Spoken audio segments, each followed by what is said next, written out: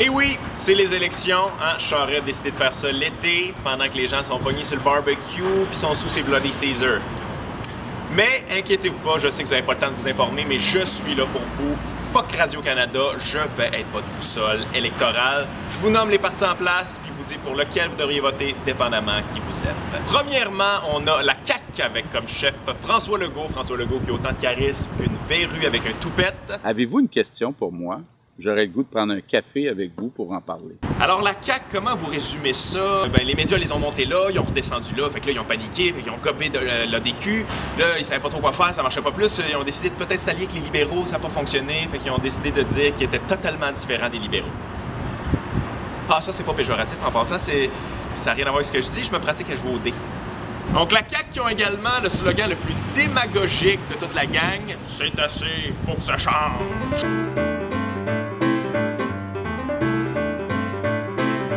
Votez pour la CAQ si vous êtes pour le changement, mais pas n'importe quelle sorte de changement. Si vous êtes du genre de personne, mettons, tu as un job que t'aimes pas, puis que ta vie c'est de la merde, puis tout ça, puis au lieu de changer de job puis prendre des risques, tu t'achètes des nouveaux rideaux puis tu les installes dans le salon. Si c'est ça pour toi le changement, vote pour la CAQ.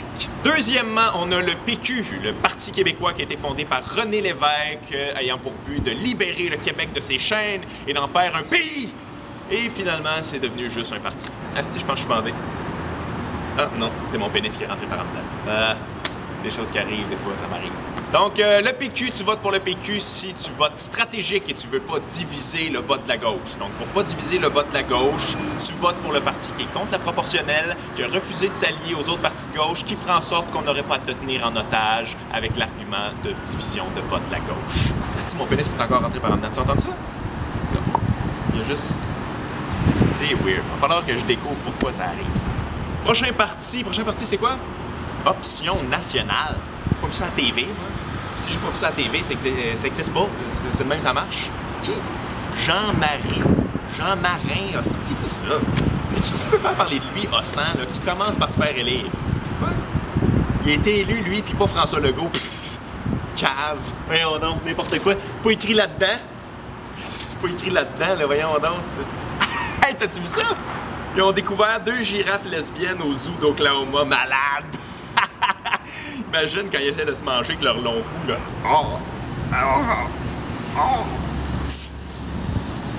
Malade, le Journal de Montréal. Ensuite de ça, on a Québec solidaire. Québec solidaire qui est un parti de gauche progressiste qui a à cœur les causes sociales. En fait, qui les a tellement à cœur qu'il les mélange tout en même temps. Tout en même temps.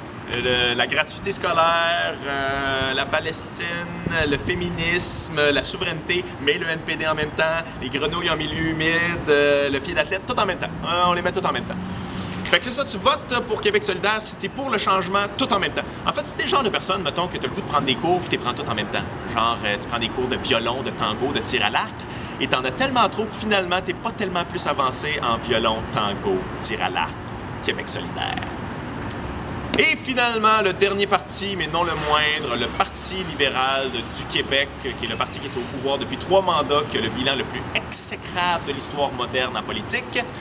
Donc, tu votes libéral si tu es un hostie d'imbécile.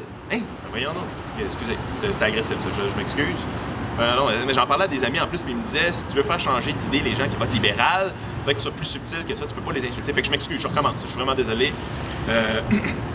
Donc, tu votes libéral si tu es un tabarnak d'attardé. Voyons non, c'est quoi mon problème aujourd'hui? J'ai de la misère. Shit! OK, mais excusez, oubliez ça. OK, je recommence. Je vais l'avoir, OK? Donc, tu votes libéral si tu es un réactionnaire rétrograde sans aucun respect pour sa patrie. Bon, je l'ai eu. Ça m'a pris du temps, mais je deviens émotif quand je parle d'eux autres, je sais pas pourquoi. Donc, en terminant, je voudrais dire, peu importe pour quel parti vous votez, allez voter. C'est important.